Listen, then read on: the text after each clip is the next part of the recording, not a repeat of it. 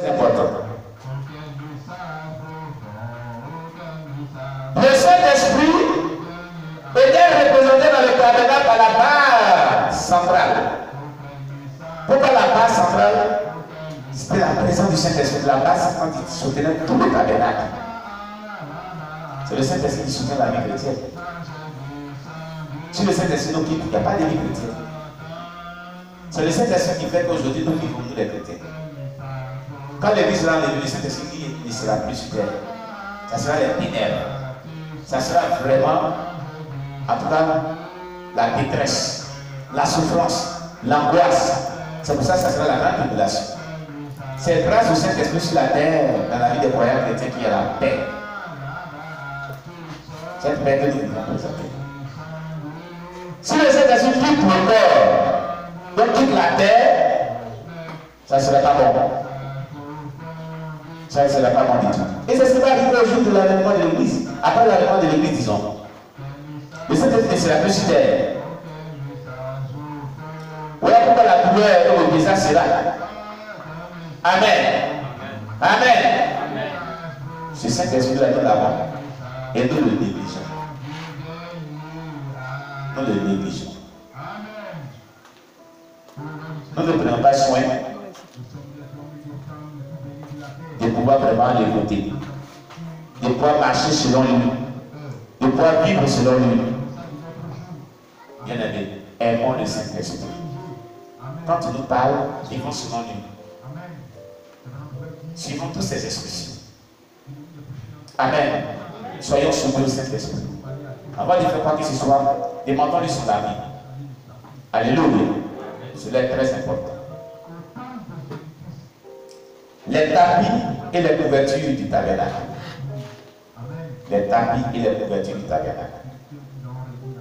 Nous avons 4 couches de matériaux différents que constitue le toit du tabernacle.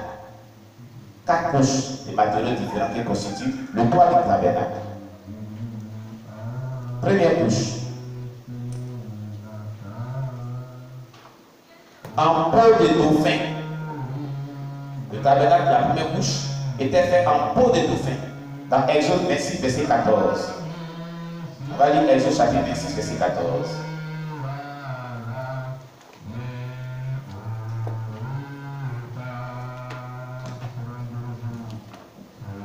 Exode chapitre 26, le verset 14. Oui. Tu feras pour la tente une couverture de peau de bélier teint en rouge et une couverture de peau de dauphin par-dessus. Amen. Vous avez compris? Et une couverture de peau de dauphin par-dessus. La peau de dauphin nous rappelle l'image de Christ, tel que nous le dépeint Ésaïe le prophète dans Ésaïe 53, verset 2 à 3. La peau de dauphin nous rappelle l'image de Christ, tel que nous le dépeint Ésaïe le prophète dans Ésaïe 53, verset 2 à 3 et Ésaïe 52, verset 14. C'était son image sur la croix. La peau de dauphin était l'image de Jésus sur la croix. On va lire Ésaïe 53, verset 2 à 3 et Ésaïe 52, verset 14. Ésaïe 53, verset 2 à 3. Il est élevé devant lui comme une faible plante. Il est élevé devant lui comme une faible plante. Il s'est élevé devant lui comme une faible plante. Il s'est élevé devant lui comme une faible plante. Comme un rejeton qui sort d'une terre desséchée. Comme un rejeton qui sort d'une terre desséchée. Il n'avait ni beauté, ni éclat pour attirer le regard. Et son aspect n'avait rien pour nous plaire. Méprisé et abandonné des hommes.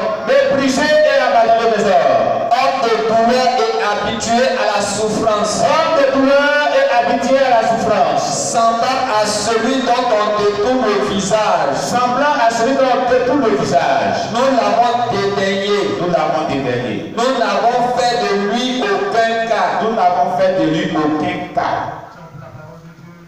Est-ce que vous comprenez bien le sens de ce texte? Vous savez, Michael Thomas Sambo, qui est mort ressuscité par 3 fois et qui a été délivré des Boko Haram, dont on a présenté ses témoignages sur notre chaîne YouTube, dans la soirée des sanctifications de tous les dimanches, avait dit dans son livre que Dieu, le Saint Jésus, lui avait montré son film de sa sanctification. Mais c'est parce qu'on voit sur la terre. Ce n'est rien du tout. Vous m'excusez, mais il a dit dans son livre. Ils l'ont crucifié sans habit. Oui, sans habit. Humilié. Sans habit. Et c'est ce que le Seigneur lui a montré. C'est parce qu'on voit sur les films là, c'est parce qu'on voit. C'est un film. Mais il dit au ciel, et il pleurait. Le Seigneur lui a montré son film de crucifixion. Réalisez le livre des Révélations divines de la sainteté et du chemin des sacrements contre ma santé. C'est évident. Ils l'ont crucifié sans habit.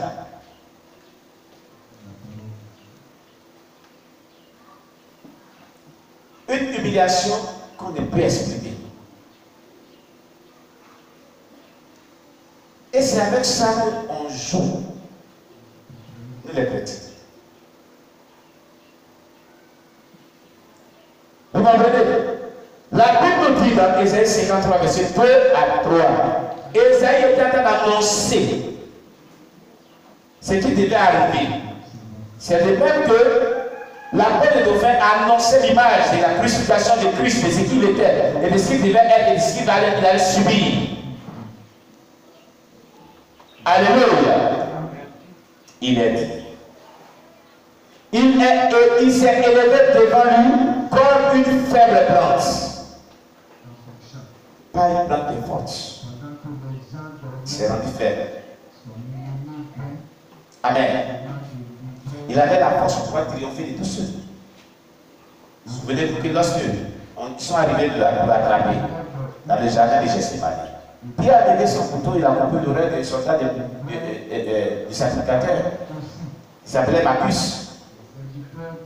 Il lui a dit non, Pierre, il a pris. Il a opéré le miracle, l'oreille a été remplacée. Remis à sa place. Le sang a disparu. Quel miracle. Il dit à Pierre, celui qui tue par l'épée, payera par l'épée. Tu penses que l'armée de mon père ne peut pas me défendre? Laisse faire, c'est le temps. Il pouvait, à un clin d'œil comme ça, pour que l'armée, une myriade d'anges, vienne le sauver. Il s'est laissé faire. Parce qu'il fallait qu'il passe par là pour le sauver.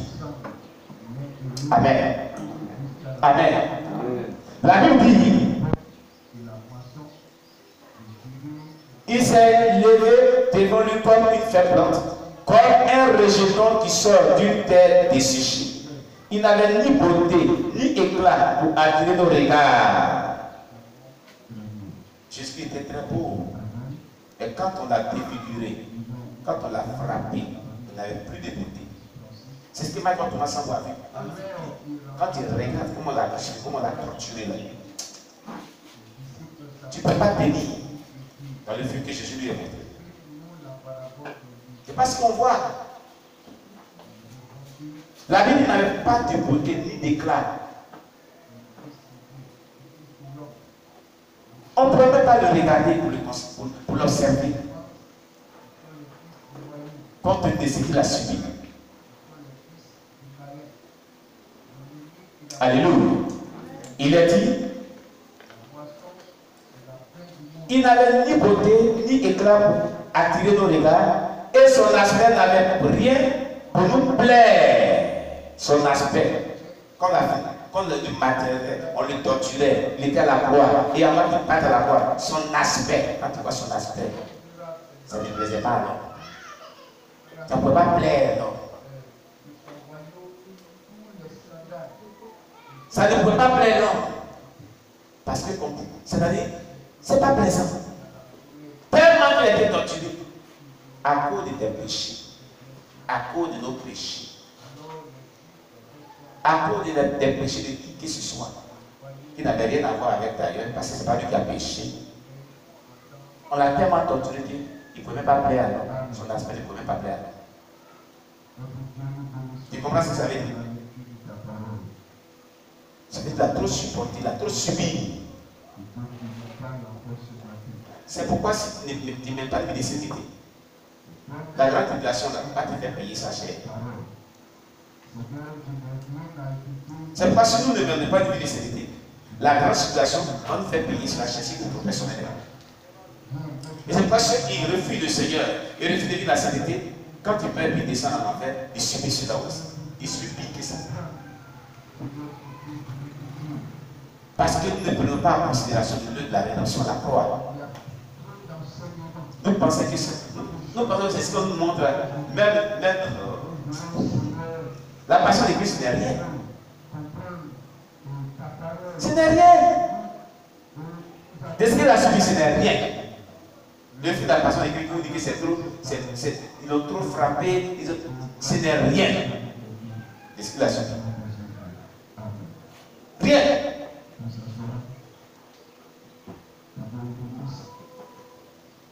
Et au lieu de prendre à cœur notre vie chrétienne, nous profanons cette vie chrétienne, et bien, dans le péché. Dans la manque de crainte de l'Éternel. C'est pas bon, mon cher bien-aimé. Ce n'est pas bon. Dans le verset 3, il a dit mépriser et abandonner des hommes. Il a été méprisé, il a été abandonné. Il n'y a pas quelqu'un pour le secourir. Mépriser et abandonner des hommes. Les hommes l'ont abandonné. Les hommes l'ont méprisé. Il n'y a pas une personne même qui a pris vraiment le courage pour l'aider. À part Simon de Cyrène, qui a pris un peu la croix.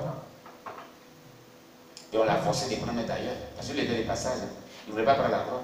C'est parce qu'on l'a contraint à prendre la croix. Sur les deux passages, il ne venait pas prendre la croix de Jésus-Christ.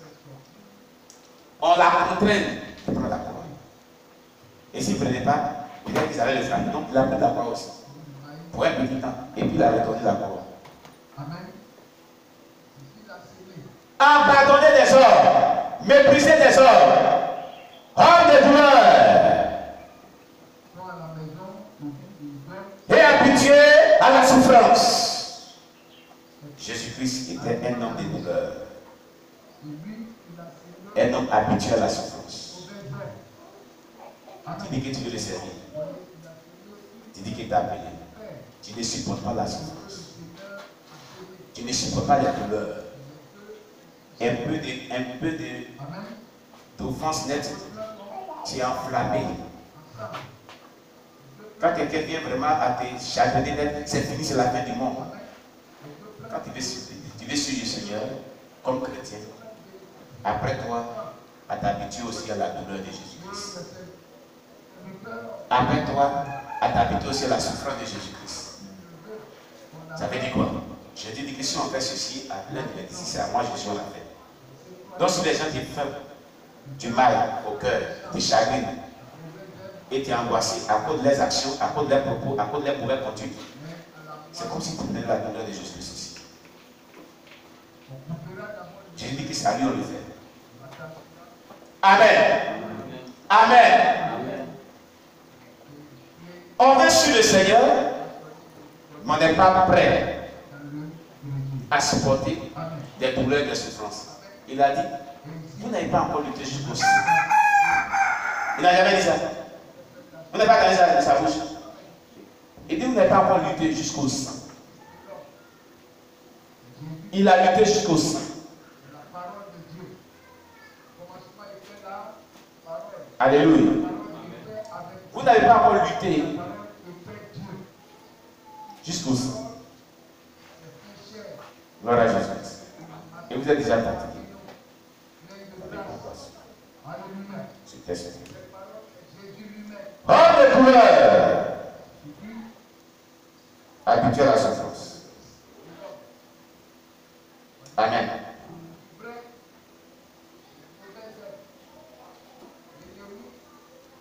that.